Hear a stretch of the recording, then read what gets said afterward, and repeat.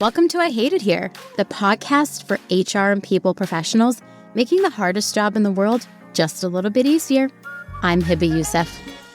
And also recognizing when you can't or won't develop someone and meet their professional goals. These days, they are much more likely to leave, find a different opportunity than sit and stew for 30 years like our grandparents did. Let's be honest, HR doesn't have a data problem. It has a what do we actually do with this problem? Quantum Workplace helps leaders unlock talent insights that are often siloed, connecting engagement, performance, and development into a single clear view of your workforce. Because clarity leads to better decisions and better teams. Visit quantumworkplace.com to learn more.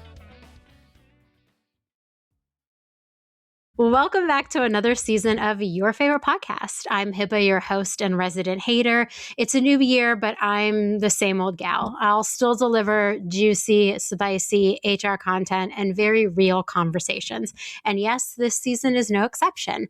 I kind of went a little big with the theme this time, but it's actually just one simple word: new.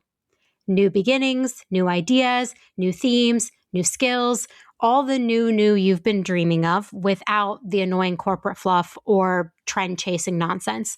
This season, I want to talk about what actually needs to be new in the way we work, lead, and grow our careers, and even design HR, because the old way isn't really cutting it anymore. So let's get into it. Joining me today is my good friend and local hangout partner, Cassandra Babilya. Cassandra Babilya is a mom, author, and creator of Make Work Suck Less, a former Fed who walked away from a career at the CIA and now helps other burned out professionals rewrite their own career pivot success stories. Cassandra, welcome. Yay! Was that corny? Thanks for having me. No, that was great. I was so corny. That was probably the corniest you've ever seen me, honestly. Like, that was a lot of energy.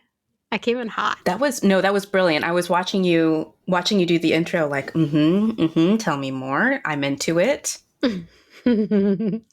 Obviously, I had to have you on this podcast because I really want to talk about careers and what careers even mean in 2026. I don't know. I'm coming off of that weird 2 weeks between Christmas and New Year's where I opened my computer today and I was like, what am I even doing with my life? And we will get to all of that in a second. But before we do, I brought back my question of the season where I like to ask every guest a question. And this one's kind of fun and not even HR related, but I have to know, what is something new you want to learn this year? Yeah, so I'm a communications professional by trade. And so this year I'm looking forward to taking an advanced crisis communications certification from PRSA. Crisis comms is like, how do you communicate through something going awry with your company, internally and externally? And that's just a part of the role that I haven't gotten to touch on the external side. And so I'm looking forward to it. So you'll be Olivia Pope then? I mean, God, I wish I were as cool as Olivia Pope, but yes. I couldn't help it. That was the first thing I thought of when I thought of crisis comms. That's so cool. Honestly, I can't wait to read what you learn. I'm sure you will have a lot to tell me in our next future local hang. I love that you're nearby and I get to meet up with you for coffee and bagels whenever I want. I feel so lucky. It is the best. Yes. Now, on to today's, drum roll please, today's conversation. I'm really you can tell I've been off for 2 weeks because my energy is Did you remember your password when you logged in today? I did. I actually wasn't off for 2 weeks. I was only off the Christmas week, but last week was so chill and quiet that I got to do a lot of work and it was quiet and nice and no one was slacking me and it kind of felt like heaven. I'm coming off of these 2 weeks, like I said earlier, where I opened my computer and I was like, what am I even doing here? Amidst texting you about having a podcast episode about careers, because I feel like my whole life I built up my career as this really big thing I wanted, probably similarly in the way that a lot of women, young girls maybe build up their wedding. That was my career was the equivalent for me.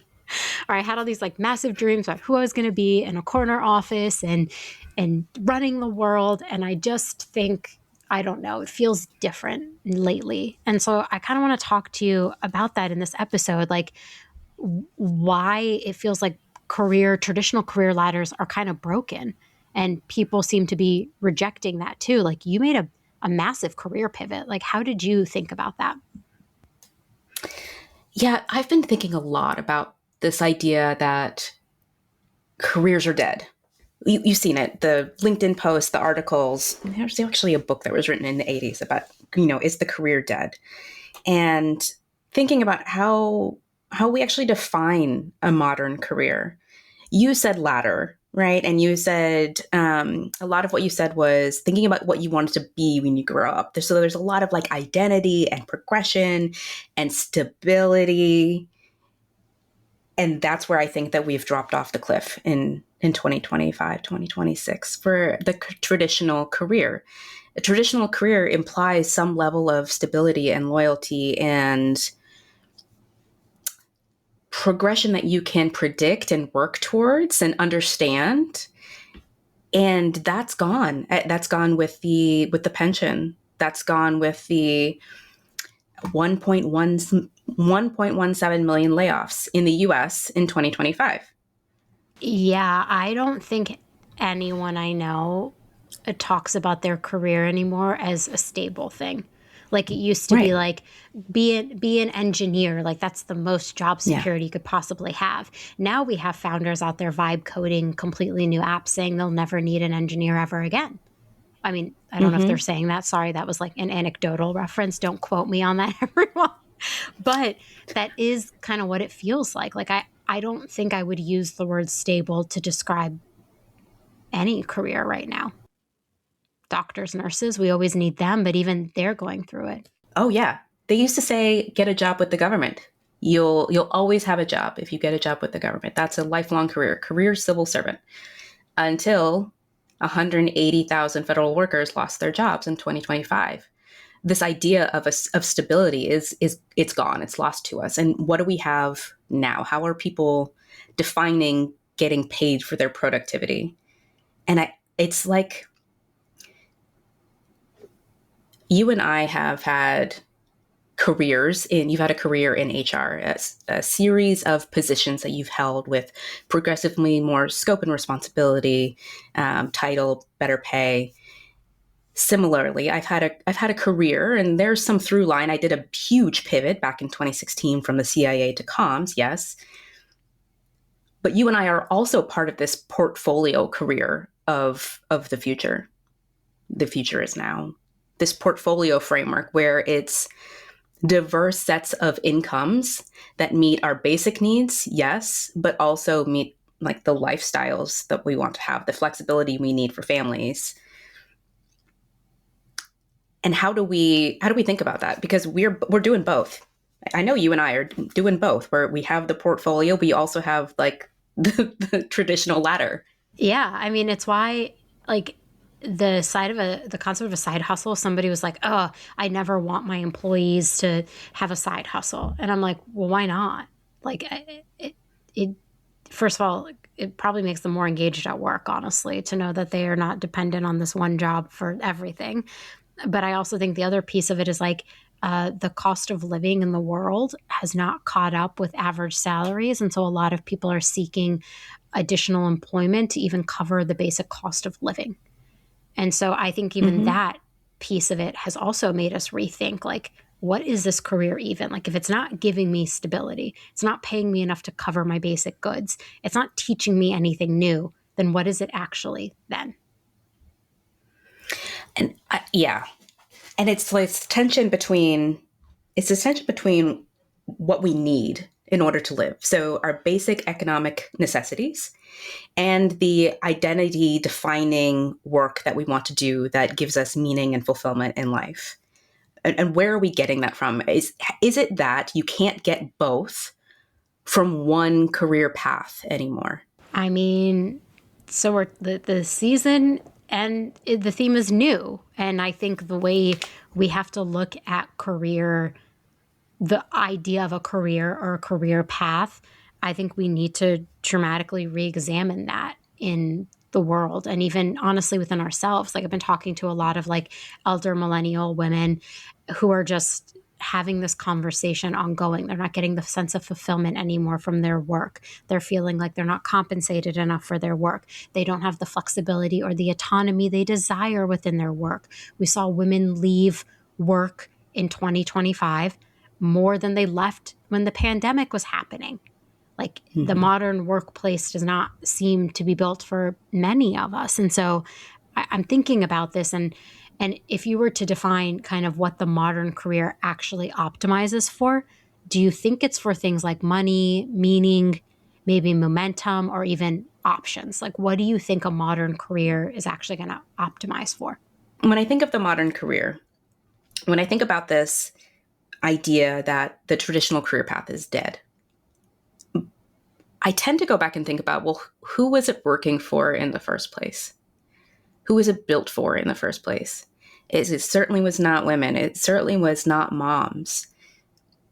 And when we think about the emergence of side hustle culture, the portfolio of income sources that we need in order to meet our basic needs, whether they be emotional, identity, or economic, that type of work where you have multiple income sources to make ends meet, that's not new. It's just made its way into white collar work. It's made its way to corporate America.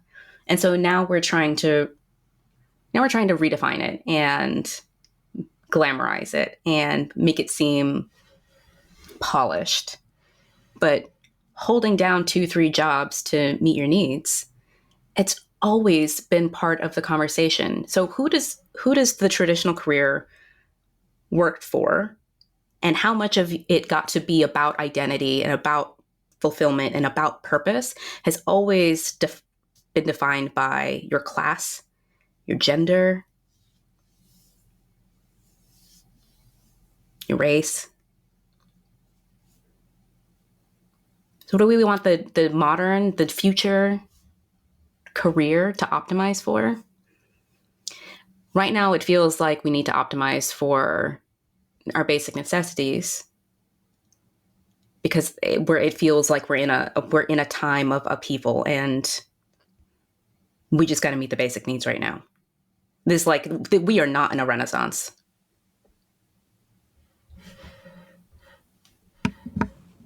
Yeah, the Maslow's hierarchy of needs, right? Those basic foundational needs are like the ones we have to meet to like even exist and feel all the other things in the triangle. Mm-hmm. I'm literally drawing a triangle with my hands right now. This is so funny. It is such an interesting conversation to have, like as HR people too, because we're thinking through, the thing that employees come to us a lot for is like, what's my growth? What's my path? What's my next title? What's this, my compensation? And I think we have wound up, sorry, I hit my own mic because I got so excited with my own hands. I think we have wound up this idea of careers, titles, performance, compensation. They're also intertwined, that we need to do the work of kind of unwinding some of that, because the narrative around growth also, I think, has to change. Like it used to be when we talked about careers, we did talk in that ladder. We did say, okay, you're a manager, you'll be a senior manager next. Once you're a senior manager, you'll be a director. Once you're a director, you'll be a senior director. Like we had these very strict paths. And I just think that we have found that like that's not the case anymore. And especially as we're thinking about how AI is going to disrupt work, like it's going to change how we perceive our careers as individuals, right? But it's also going to dramatically reshape how HR talks about careers internally. And I think that strife is something I am feeling, that friction I'm feeling so real every day. Is like I myself am experiencing this disconnect from my own career path, thinking like, what is my life and my career? And then simultaneously, I have employees coming to me saying like, well, I want a promotion. Well, I want a raise. Well, I want this. Well, I want that. And I'm like, I don't even know if that's the next best step for you. Like the next best step could look like a side step, but it actually is a step up, like it's making it very messy. And I'm trying to figure it out internally. And it's tough because I don't know if we're talking about it enough as HR people either, that we're feeling this like very real pressure to be the career magicians for lack of a better way of describing it, like the architects of everyone's career. And I'm like, I can't architect your career because I actually like don't know what comes next. That was my little rant. Yeah. Sorry. You mentioned AI and the AI revolution, the AI renaissance. I don't know, what are we calling it? But it's very similar to the Industrial Revolution, which fundamentally changed the way we lived and worked, right?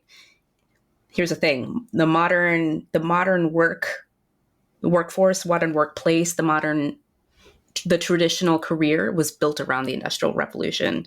It was built around the 40-hour work week, where time, butts in seats or butts at plant, equaled a specific amount of productivity, specific output, right? And it also assumed that there was a stay-at-home mom at home doing unpaid labor, raising kids, keeping house, doing all of the life administrivia.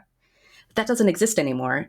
We're still stuck in the Industrial Revolution from a systems and infrastructure perspective, and we're now moving on to the future of AI, where jobs are disappearing. The software developers who just graduated from college this past year, they're graduating into a market where there are no entry-level software development jobs because they have been replaced by AI.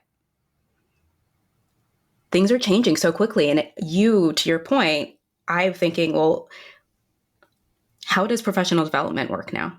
How does succession planning work? It's not even just thinking like, our parents, they graduated high school or college, they started working at a company at an entry-level role, they worked their way up to a senior role. You could track someone's career progression as a personnel manager, as an HR person. You could track someone as they moved up the ladder.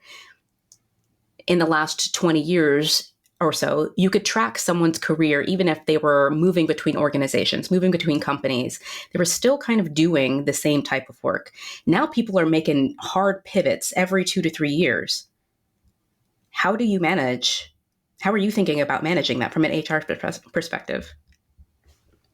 Flip it back on me. I love this because I was going to ask you, like, what skills do you think matter more than job titles when roles keep changing? I was literally about to ask you that. So, I mean, for me, people making pivots, like, I think it's beautiful. And I think it should be celebrated. I think a lot of times in the past, especially, we penalized people or would say things like, but they don't have the experience to do this job, or they don't want they don't want to take this title after they've already been an SVP. Like, they don't want this other job. And I really wish we'd stop doing that. We'd stop putting people in boxes, because I think there are so many skills that are so transferable. Like, you can't tell me that a recruiter wouldn't also potentially be good in a marketing role or a sales role, because that is the core of what they are doing. They are marketing and selling a company. Now tell me that they wouldn't be able to hold a quota and be a sales role. Now, if they want to do that is a different question. But I think there are so many transferable skills, similar to like how I think about HR. Like, if I wasn't in HR, what else could I do? I think I could be a COO. I think there are other jobs around strategy that I think HR people could do. I think a pivot into comms would be an interesting thing as an HR person. We think about constantly how we're communicating with people left and right. I'll come to the dark Come side. join No, me. I'm just kidding. I feel like I would be, if I tried to convince you to come to HR, I'd be like, come to the dark side. Like, I should go to the light side by going with you. But I think like there are so many skills within HR for HR people to transition out of. So I think like if that's the case, then we should be looking at our talent and thinking like, what else could they possibly do in the organization? And so like, if we're looking at skills, like having somebody who is a strong communicator, who can talk about things like data, I think like understand data and try to make informed decisions around the data. I think people who can handle change really well, or change management in itself, is a skill set that a lot of people lack. But then if you have people in your org who are exceptional at that, that is a role that I think you could possibly put into every single department. And call me crazy, call me whatever you want. I think we can all learn anything we want to learn. Like, if I decided I wanted to be a software engineer tomorrow, is a maybe skill everybody needs. Oh my God. Sorry. Don't even get me I started jumped on you that. there, but yeah. No, I think core value, that might be one of curiosity. there we go. I think that might be one of those skills that are necessary for the future, because we don't know what the next big tech innovation that's coming down the line that's going to disrupt entire industries and entire professions. So you have to stay curious. Also, just a point on critical and analytical thinking, because it feels like we've lost the art of critical and analytical thinking. And I would just like to say, like, it might not come naturally for people to think critically or analytically about the things in front of them. Like, okay, I will just admit, like, I grew up in a household where my father was a professor, and he wanted us to fight all of our ideas, like basically support all of our ideas. We would have debates as a family. And you could see the critical thinking working within my siblings, within my parents, within me, as we were trying to debate each other on certain ideas. And then I went to school and college and really learned to think critically about things and to analyze what it is that's in front of me. I was a poli-sci, or like a government major, where I had to look at real things that were happening in the world through a critical lens and describe why they were happening and how they came to be. And I think I carried that curiosity, yes, but that critical and analytical thinking. Like, I am somebody who, like, you go outside and you're like, the sky is blue. I'm like, yes, the sky is blue, but like, could it also be a different color? Like, every single idea you encounter, it's worth asking yourself, like, where did that idea come from? How did it come to be? Do I believe in it? Is that the right path? And I think when you're looking at people in the business world, that critical and analytical thinking becomes like a game changer skill that I'm not sure we're seeing so many people actually display, because AI is making us all kind of dumb. Like, that's a real stat. Like, they're saying it's making us dumber. Like, kids in college can't write analytically or write. And I'm looking at that and I'm like, we need that skill in the workplace as well. We have to ask ourselves, like, is this idea true? Where did I get that data? How is that data going to inform my strategy? Like, that art seems to be missing sometimes. Oh, not sometimes. I'm in 100% agreement with you that that's missing quite frequently. And it's hard to teach. It's hard to teach adults. It really is. I think it starts with kids, and it starts at home. I mean, we didn't have like Harvard level debates in my home, but it was very much, everything was a teaching opportunity. Every book read was talked about. The news was discussed. I deeply remember my dad sitting me down during like the hanging Chad election. Was that Bush Gore? I can't remember. It was Bush Gore, right? The hanging Chad election. My dad was like, "Do you know what a hanging Chad is?" And I'm like, "No, I don't know what a hanging." And he like made me watch TV with him as he like discussed it. And I mean, like, I read a lot. Like, I think the literacy crisis in this country genuinely terrifies me, because reading has taught me how to examine the world through the eyes of others. It's taught me to have empathy for experiences. It's taught me to want more than just the normal path I'm on. And I worry that like people aren't reading, they're not thinking critically, they're not thinking analytically, they can't communicate well, they don't know how to handle change management. And I'm like looking at our workplaces and I'm like, people should have like the start of that skill. But then do you think that we should also be responsible for teaching them that too? Like, do you think we as HR should be responsible for that? Loaded question. I'm sorry. You as HR, no. I do think that people managers, as part of their development, I'm always gonna help you put it back on the people managers to force multiply HR professionals, because y'all can't do everything. But when you recognize that there's a critical thinking, analytical thinking, strategery building gap on your team, that you should devote professional development dollars towards addressing it. And giving people exposure. But like, I don't know if we're going to solve the stupidity crisis on this call, Hiba. What do you mean you don't think we're going to solve it on this podcast episode? We're going to solve all the world's problems on this podcast episode. I'm kidding. No, but you did bring it back to like a really good point, as I was thinking about like how I have managed teams. Like, when managers come to me and they're like, so-and-so wants a promotion, my first question is always like, why? Like, just tell me why they want a promotion. Is it that they want access to new projects? Is it that they want to learn a new skill? Is it that they felt like they have mastered a skill and now they are saying, I want a reward for showing you this skill?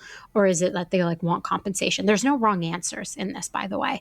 But I'm always curious when people come to me and say, so-and-so wants a promotion, because I'm like, I need to understand why. Because I think if we as HR can help people managers and leaders reframe the conversation away from this idea that the career ladder is something you just quietly climb like one level at a time, and instead can reshape the conversation around what skills are you trying to learn. Like, I love competencies and competency-based learning, because I think there's this capacity to say like, it's so great that you want a promotion. Let's actually talk about why.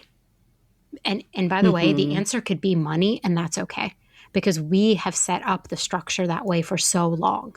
For so long, like, people were told like, you can make more money if you move up to the next level. And most oftenly, people were pushed into management because we didn't do a good enough job at developing this IC track. But I really think that we're in the era of new. Those IC tracks, those new career paths, those should be where we're focusing, not pushing people to be managers. I 100% agree with you. And also recognizing when you can't or won't develop someone and meet their professional goals, these days they are much more likely to leave, find a different opportunity than sit and stew for 30 years like our grandparents did. Most HR tools give you dashboards full of data, but not a lot of direction. Quantum Workplace helps HR and people leaders connect the dots between engagement, performance, and development, so insights don't live in silos and decisions aren't made in the dark. The outcome?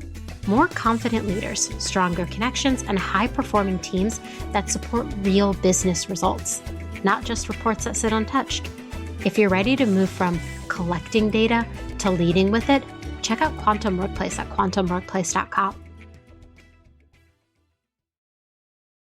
Yeah, tenures are so wild to me right now. So when I first started working at Workweek, the CEO, Adam, was like, I want to build a company where people want to work here for 10 years. And I was like, sir, nobody wants to work anywhere for 10 years. On average, they want to work places for 2 years before they leave and go get a better job and more money. And we actually just had our all hands where every year at the beginning of the year, he like writes an annual letter kind of explaining where we are as a company and where we're trying to go. And in his annual letter, he actually called out people who had just hit their 4-year and 3-year milestone. And I've hit my 3-year milestone back in July. So that was like very exciting for me. And it was a really interesting moment for me to pause and reflect on that, because I think like I have just been so conditioned to everyone leaving every 2 years. Like when people come up on that 2-year mark, I'm like, ooh, they're getting the itch. They're probably going to leave. Like, what does that look like? And I think part of that is because potentially companies haven't done a good job at building environments where people can actually see their careers grow, where they can actually find new skills to learn and leverage. And I don't know. I had this moment with myself because I was like, is this just me being an elder millennial? Like, am I showing my elder millennial roots right now by being like, everyone's going to leave every 2 years, right? And that's like the only way you get growth. And I was thinking about that because like, don't you think we should be giving different advice to early career people now? Because I don't think that's the case anymore. Yes, we should be giving different advice. I think about my kids. My kids are at the tail end of Gen Alpha. What is the workforce going to look like in 15, 20 years when they enter the workplace?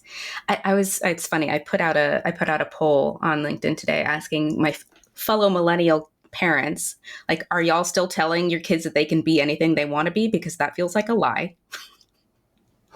What advice are we giving them? What are we sending them off into the world? We need to send them off into the world with a better knowledge of what careers can look like and how they have agency in driving them. I am dead at are you still telling them the lie that they can be anything they want to be? Because like, yeah, I absolutely did believe I could be anything I want to be. I cycled through like lawyer, doctor, engineer, astronaut, teacher, Mariah Carey for a minute. Not Mariah Carey herself, but a singer like Mariah Carey. I don't know. I can't sing, so I don't know that was a real sad point for me.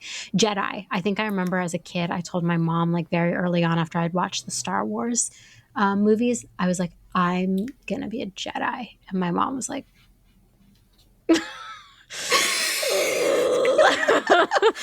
Oh, sweetie pie, honey. Don't think about that one. Like a writer. Writer was the earliest career, another early career I told my parents I wanted to have. And I mean, I am a writer now, I guess, if you count publishing a newsletter 3 times a week. Definitely a writer. But I mean, I think it's interesting. Like, what are you telling your children? Because I asked my nephews, I was like, hey, what do you guys want to be when you grow up? And they both said YouTubers. And I was like, Okay. Can you pick another career? I was like, how about like video game designer or something else? And they were like, no, YouTubers. And I was like, oh no, I need to sit these children down and like have a real conversation about careers. But again, maybe I'm just showing my old ass millennial self, like what kind of conversations are you having when you're thinking about your kids, or even when you're talking to like early career people around their future careers? You know, I look at my kids and I look at my kids like I look at my team, like assessing the skills, their strengths and their opportunities and their gaps.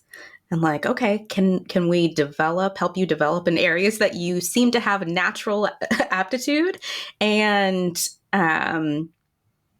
like help you understand what the possibilities, the realistic possibilities are. But like, yeah, today's YouTube generation of I want to be a YouTuber is like, I want to be in the NFL.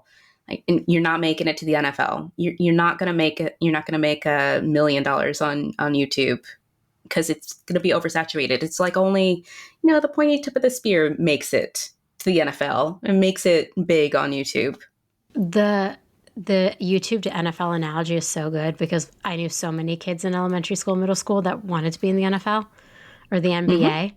And yeah, you're right. That is the equivalent to YouTube now, because that's not going to happen. But I mean, it is really interesting that, first of all, I was dying laughing at you describing your children like your team. Like, I'm looking at their skills. I'm like, oh God.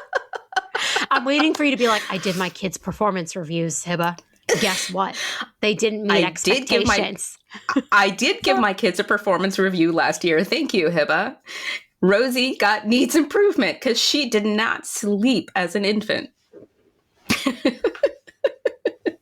I am dead. I'm going to need to see like a fake formal write-up for your child. I'm like, needs to sleep through the night so I can sleep through the night.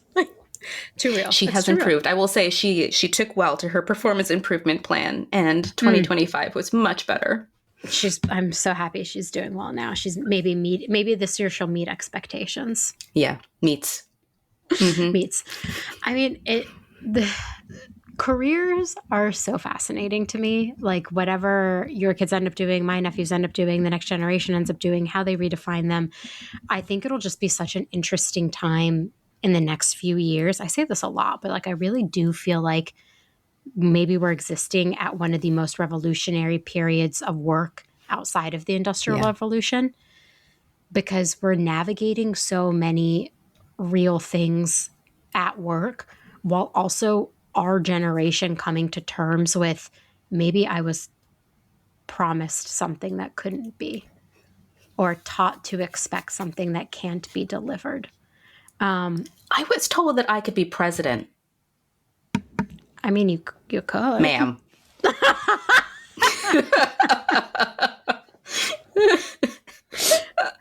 I mean, you could. Like, I Ma'am. could too.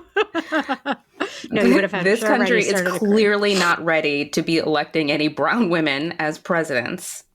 Not yet. Oh, man. Too bad. I would have such a fun presidency. My presidency would be so fun. It would be no wars. It would be people getting universal basic income. They would never elect me. They would be like, she cannot be elected in this country. She is too revolutionary. But it would be fun. Okay. We would be having fun again. And I just feel like I've not been having fun lately, but here we are. Back to careers. Maybe I would, careers are, I don't know, this idea of new, like, I really came into the new year with a fresh outlook. I don't really make New Year's resolutions. I don't know why. probably because I kept making them and then I kept failing at because I would make too many. Yeah. And so Yeah. my new thing this year is just like a little thing every day. Every day I'm going to do one little thing that I said I like maybe wanted to make it into a bigger goal, but like I don't want to get overwhelmed by my own goals. But when I was thinking about all the new things that we might be rethinking as HR, I'm really looking at like the skills gap. Like we're going to have to reskill so many people because of AI. I'm looking at AI. It's not going anywhere. Like it's really not. And I don't know what else is going to possibly be done with it. And then I'm looking at the idea that like we might create new jobs and new companies that we never could have ever thought of in the next 5 to 10 years potentially. And so that means like I think we have to like dramatically rethink everything, but especially this career, because I think people are deriving more value now from their personal selves than they are from their careers. Like, I don't know I'm when that curious what you changed. think about. I'm curious what you think about how we will go forward in defining success with the new version of a career. How do we define professional success? It's so interesting because I told myself like I would be successful when I reached the C-suite. And then I got to the C-suite and I was like, oh my. Okay. Okay. She's learning a lot. It was such a silly, for me personally, I will not speak on anyone else, but for me personally, I think it was a very silly and naive definition of success for myself. And now when I think of success, I think mostly, am I showing up at work in a way that I am proud of? Am I showing up as myself as much as I possibly can? I'm not going to preach that bring your whole self to work because we know most workplaces aren't safe enough for people to do that. But I have the privilege of being in a workplace that does more often than not let me be myself. And I have a lot of fun at work. And so lately, my definition of success isn't being the smartest and brightest in the room, my idea, having the loudest voice. It's really about showing up in the way that I am proud of how I show up and that I'm having fun. Life is too short to not have fun at work. And granted, so many people tested my patience today already. First day back in the office. And, a lot of people are testing my patience. But I'm having fun at work. I get to have these conversations. I get to, I don't know, chit chat with my direct report and giggle about the funny things we want to giggle about. So I just think like maybe that's my definition of success. And that has like nothing to do with skills I've learned, titles I've achieved, accolades I've gotten. Like I don't think that the future definition of success will be so title focused for a lot of people. Now, there are some people who are listening to this who will think, I still want that title. I still want that base comp. I still want this. Those are fine. Would never tell you that those are not fine. For me at this moment in my life, it's just not how I would define success. What about you? I was just thinking about it. Yeah, all the things that my parents told me to fight for. You need to get good grades in school so that you can get into a good college, and you need to get the scholarship, which I did, and then you need to get the great degree, which I did, and then you need to, get into the most, prestigious organization. I did the things, and all the things that I fought for don't matter a single whit to me anymore. Not even. My definition of success professionally is that, can I provide for my family? And do I have a role that is flexible enough that I get to spend quality time with them? And do I get to do work that aligns with my values? So then at so many organizations, I feel like we're doing career theatrics where we're like, come here, your career will grow. You're going to with the career. You're going to, if you and I are both saying, and I'm not saying you and I are the majority, but let's say that everyone listening to this and you and I are like, yeah, we're not thinking career the way it is. Why are we still play acting this idea of everyone is motivated and inspired by the next title and the next promotion? Like, should we be rethinking all of that as well? Are we play acting though? I think that I think that the systems that HR tends to use do rely on this linear progression. I think everything else is like migrating its way towards this future definition of work being a portfolio where success is no longer defined by creed and title. How do the systems need to change? A lot of our HR tech is built by people who have never done HR. So we're trapped in this linear way of thinking because the systems were designed that way. Everything from the onboarding to who gets promotions. Yeah, you're right. It's all designed for a traditional ladder. Yeah. That's what I'm saying. Like we're like living in the future of this AI revolution, and all the systems are still built for the age of Ford. Yeah.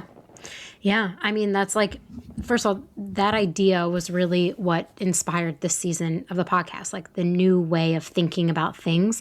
I want to have more of these conversations throughout the season because I think there's so much that we can possibly rethink about how we do work to actually better suit the people we are serving. Like we forget at the end of the day that there are employees on the other side of this. Sometimes I think we forget there are employees on the other side of this who feel like we are missing the mark. And I don't want to be somebody who is putting forth work that constantly feels like it's missing a mark because I can't create the work outside of the system constraints I'm currently facing.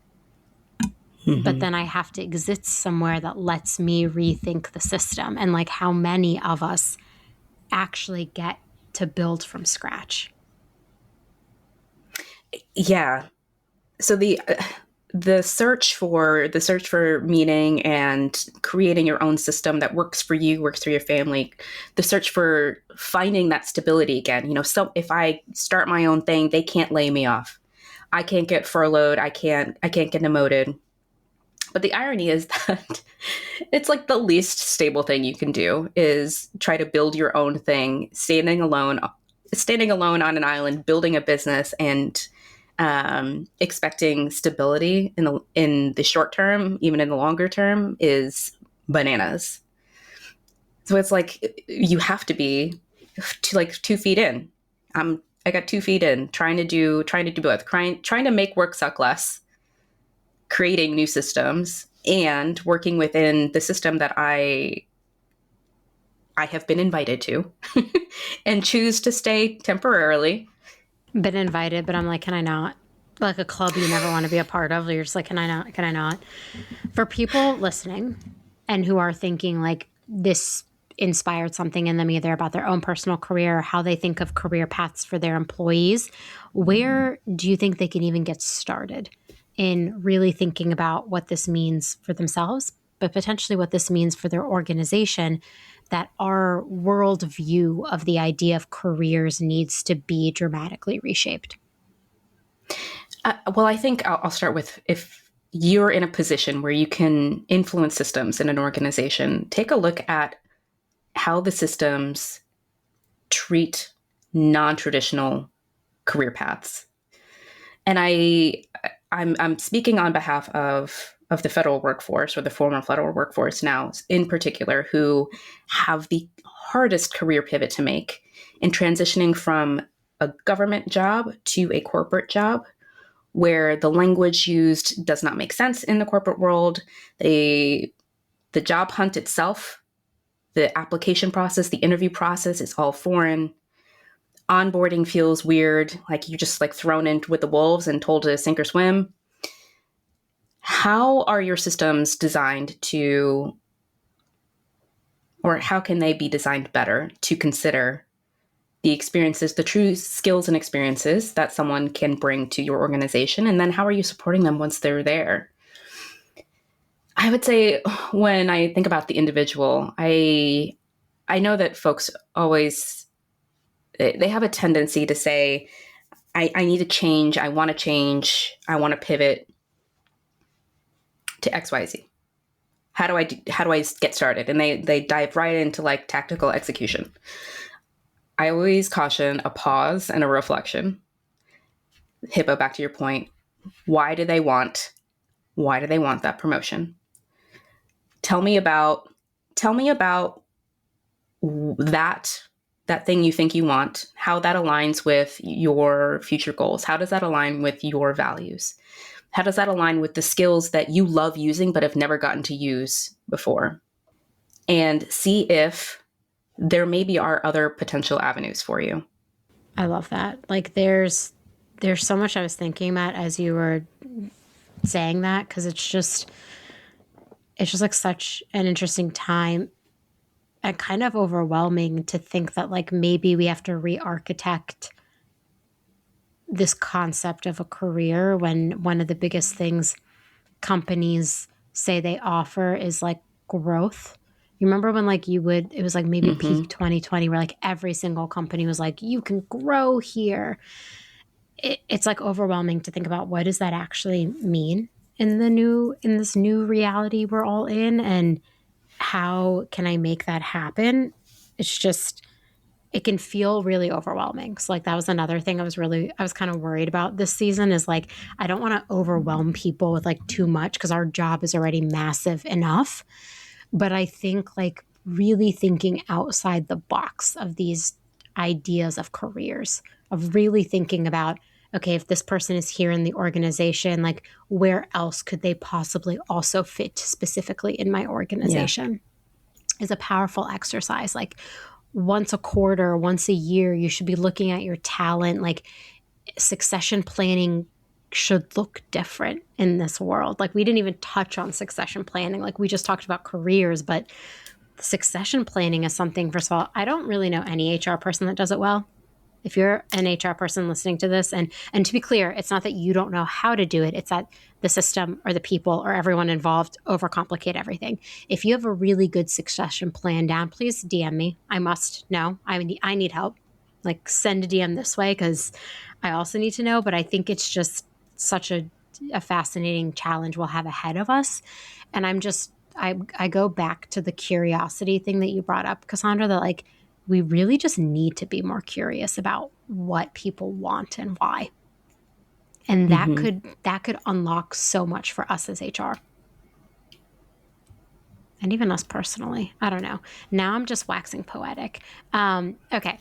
I ask people, and I said I would stop this, but I'm probably never going to stop this because now it's become a bit of this podcast. How can someone get in touch with you if they want to talk to you more? Oh, this is where I tell your audience that they can find me on LinkedIn. This is a bit. This is now actually becoming a bit. Welcome, everybody. This is one of the bits now. On LinkedIn, you say that's where you are? That is where I spend the majority of my time. Yes. I mean, I guess if you want to find me outside of LinkedIn, you could find me on my website. That too. We could Google you. Feel free to Google me. I really said I was going to stop asking this question, but now, honestly, this just brings me so much joy to have every single person on LinkedIn. Maybe someday the answer to that will actually not be LinkedIn. It'll be Safe Space. You can find me in Safe Space.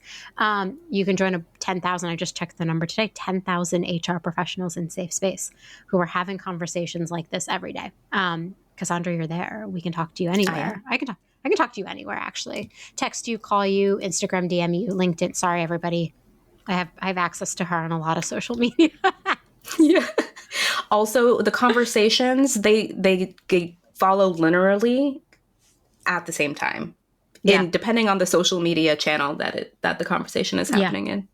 It's really bad. I don't know if anybody else is guilty of this, and this will be the last thought before I leave you all at the end of this episode. But sometimes I start a conversation on Instagram. I take it over to text. Then I go to Twitter. Then I find I'm actually, to be clear, I don't DM anyone on Twitter. I am just there lurking for pop culture news. I hate that app. Then I'll go into my Slack personal where some of my friends are. Then I'll go over to Facebook. Yes, I still use Facebook. I get really good book recommendations on Facebook. Don't ask any questions. I will not divulge any of my secrets. To then I'm over here doing something else. To then I find a TikTok that I have to send you. So, if anyone else is guilty of that, know that you are not alone. Cassandra, as always, thank you for sharing your wealth of knowledge, your perspective, your very unique and relevant perspective as somebody who's made a massive career shift, and just inspiring me to think differently about the problems ahead of us. I really deeply appreciate you. Thanks, Hibba. Thanks for tuning in. Keep up with all the latest HR resources by subscribing on Apple, Spotify, Google, or wherever you listen. And if you love I Hate It Here, tell an HR friend. I'll see you next time.